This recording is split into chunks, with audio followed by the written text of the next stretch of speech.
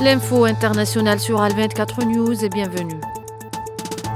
À l'occasion du 71e anniversaire du déclenchement de la révolution du 1er novembre, le président algérien Abdelmajid Tebboune a salué dans un message adressé au peuple algérien le courage des générations de combattants et les sacrifices des martyrs pour la liberté. Il a appelé à rester fidèle à cet héritage, à renforcer l'unité nationale et à poursuivre la construction d'un État fort et souverain face aux défis régionaux et internationaux.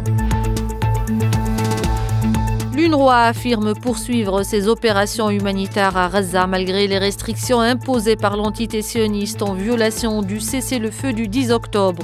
L'agence de l'ONU indique que ces écoles accueillent toujours des milliers de déplacés et que ces équipes continuent d'assurer soutien psychosocial, éducation et soins médicaux. L'UNRWA rappelle aussi que l'entité sioniste n'a délivré aucun visa à son personnel international depuis janvier 2025, compliquant davantage son action sur le terrain.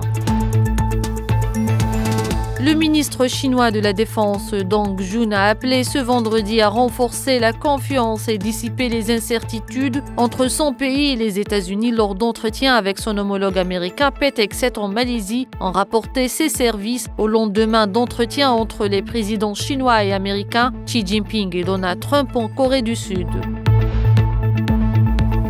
Le Kremlin a réagi à un article du Financial Times évoquant l'annulation d'un sommet prévu à Budapest entre Vladimir Poutine et Donald Trump, affirmant qu'il convient de se fier uniquement aux déclarations officielles des ministères russes et américains des Affaires étrangères plutôt qu'aux médias. Selon le journal britannique, Washington aurait annulé la rencontre en raison des exigences jugées strictes posées par Moscou au sujet du conflit en Ukraine. Nous arrivons à la fin de cette édition. Merci de l'avoir suivi.